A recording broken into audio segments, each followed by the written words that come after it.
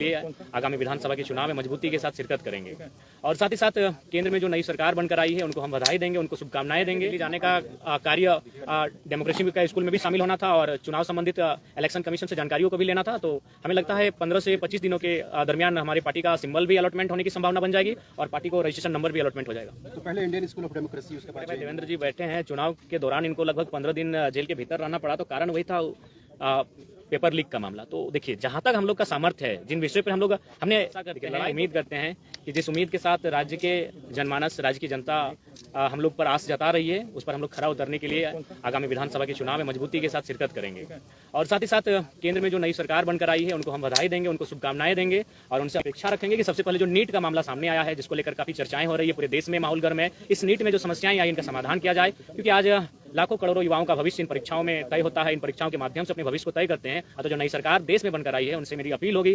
झारखंड के तमाम media house के माध्यम से इस समस्या का निदान हो और साथ ही साथ जो भी हमारे प्रत्याशी जीतकर आए हैं, मैं उनसे इस बात की अपील करूंगा कि वो पूर्वाग्रह की राजनीति ना करेंगे, वो किसी बूथ को गिनकर किसी के सहयोग करने की राजनीति ना करेंगे। मैं उनसे ऐसी अपेक्षाएं रखता हूं और इन्हीं शुभकामनाओं के साथ मैं झारखंड के आने वाले विधानसभा चुनाव के लिए तमाम राज्यवासियों को संदेश देना चाहता हूं कि इस बार ऐसे युवाओं का चयन करें जो राज्य के हित के साथ लड़ाई जो चली आ रही है उसको विराम लगाते हुए एक बेहतर नीति बनाई जा सके।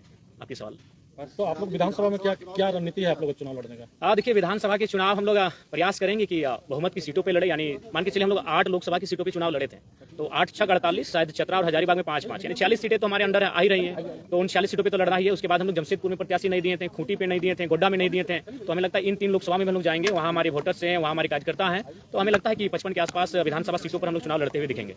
तो क्या आप लोग निर्दलीय लड़ेंगे कि किसी? नहीं, देखिए, दिल्ली इसी क्रम में गए थे। दिल्ली जाने का कार्य डेमोक्रेसी का स्कूल में भी शामिल होना था और चुनाव संबंधित इलेक्शन कमीशन से जानकारियों को भी लेना था। तो हमें लगता है 15 से 25 दिनों के दरमियान हमारी पार्टी का सिंबल भी अलॉटमेंट होने की संभावना बन जाएगी और पार्टी को रजिस्ट्रेशन नंबर भी अलॉटमेंट हो जाएगा। तो पहले इंडियन स्कूल ऑफ डेमोक्रेसी, उसके बाद JNU। जी। इस तरह के व्याख्यान का क्या अर्थ है कि जयराम राष्ट्रीय परिदृश्य में अपनी पहचान और शिनाख्त को बनाना चाहते हैं? देखिए, मेरा उद्देश्य ये रहा कि जिन मंचों में मुझे अवसर मिला, मैंने वहाँ झारखंड की, मैंने तो आशा किया था कि संसद में झारखंड के विषय को रखा जाएगा, लेकिन अगर संसद में जाने से हम लोग चुक गए तो कम से कम उन संस्थानों तक हमारे विषय जाने चाहिए जहां देश और राज्य के तमाम मुद्दों पर विचार और विमर्श किया जाता है। तो उसी उद्देश्य के साथ मैंने उन आमंत्रण को स्वीकार किया, चाहे इंडियन स्कूल ऑफ डेमोक्रेसी का मामला हो या फिर JNU का मामला हो। और साथ ही हम लोग वहाँ एग्रीकल्चर यूनिवर्सिटी भी गए थे, वहाँ के भी तमाम रिसर्च स्कॉलर से मिले जहाँ झारखंड के भी युवा हैं। तो वहाँ जाने का उद्देश्य यही था कि हम झारखंड के विषयों को उनसे साझा कर सकें और उन विषयों पर निदान कैसे हो, आने वाले विधानसभा चुनाव में हमारी स्ट्रेटजी क्या हो, उन विषयों पर बात करने के लिए।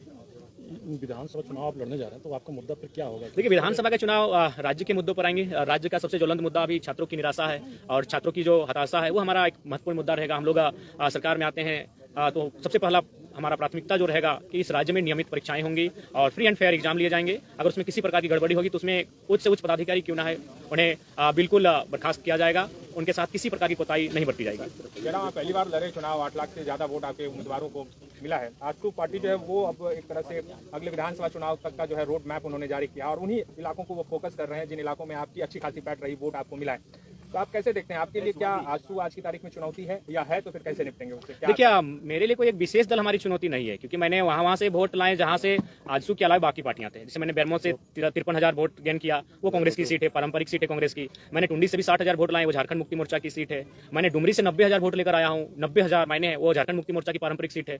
तो ऐसा नहीं है, किसी एक दल से हमारी लड़ाई नहीं है, हमारी लड़ाई एक विचारधारा की है। और ये जो फिलहाल जो पॉलिटिक्स कर रहे हैं उससे जनता कहीं ना कहीं कट रही है। हाँ, नो डाउट हमें समय लगेगा, लेकिन आने वाले दिनों में झारखंड के पॉलिटिक्स में हम लोग बेहतर स्थिति में होंगे और एक बेहतर क्षेत्रीय पार्टी के रूप में होंगे। अकेले लड़ेंगे आप? जी, फिलहाल हम लोग विधानसभा के चुनाव अकेले लड़ेंगे। जयराम जी, ये देखा गया चुनाव में कि केवल एक जाति विशेष का दादा, अब हम आपसे करवत प्रार्थना करना चाहेंगे, आप सभी लोग इंटेलेक्चुअल लोग हैं, एकेडमिक लोग हैं, मीडिया हाउस के लोग, अब इस सवाल से हमें बचने दिया जाए, इस सवाल से हमें रहम किया जाए। 3.5 लाख एक जाति के वोट नहीं है।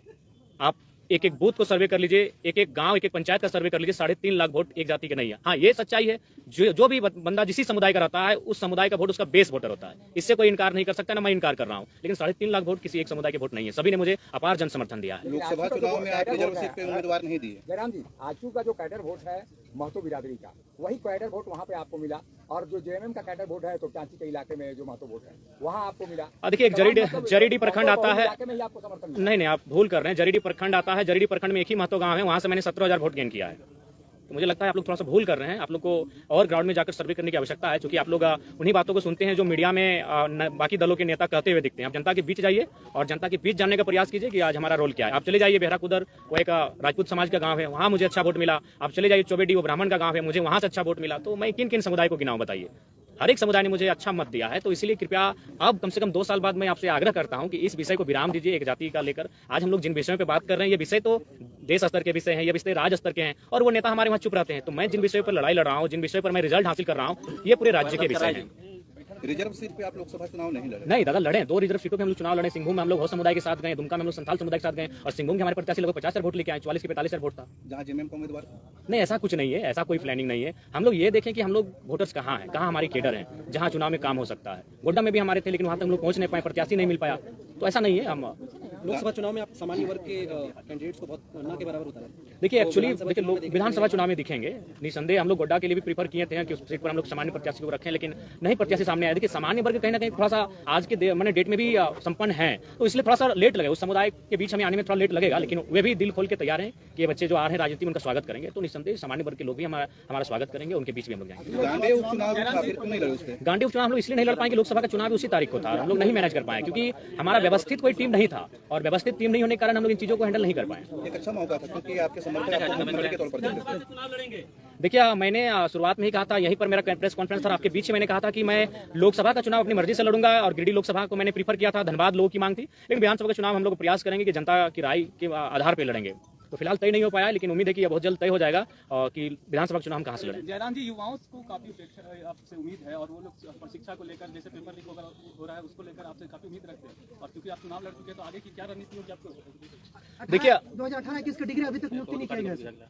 देखिए, उन सब विषयों पे हम लोग लगातार मुखर होकर बोले हैं। आज हमारे बीच हमारे बड़े भाई देवेंद्र जी बैठे हैं। चुनाव के दौरान इनको लगभग 15 दिन जेल के भीतर रहना पड़ा, तो कारण वही था पेपर लीक का मामला। तो देखिए, जहां तक हम लोग का सामर्थ्य है, जिन विषयों पर हमने देखिए, लड़ाई 2 तरीके से लड़ी जाती है, या तो सदन के भीतर या तो सड़क में धरने के माध्यम से। तो हम लोग अगर सदन में नहीं तो सड़क से तो लड़ाई लड़ी रहे हैं, सड़क से तो लगातार अपनी आवाज को बुलंद कर रहे हैं। हमारा जो सामर्थ्य है, उन चीजों पर हम लोग कभी पीछे नहीं हटे। हम लोग कभी भी आवाज उठाने से, यहाँ तक आज मेरे ऊपर भी 13 एफआईआर है, एक भी व्यक्तिगत एफआईआर नहीं है। एफआईआर क्यों मिला है? ना किसी कंपनी में धरना देने के लिए, किसी को मुआवजा दिलाने के लिए, किसी को नियोजन दिलाने के लिए।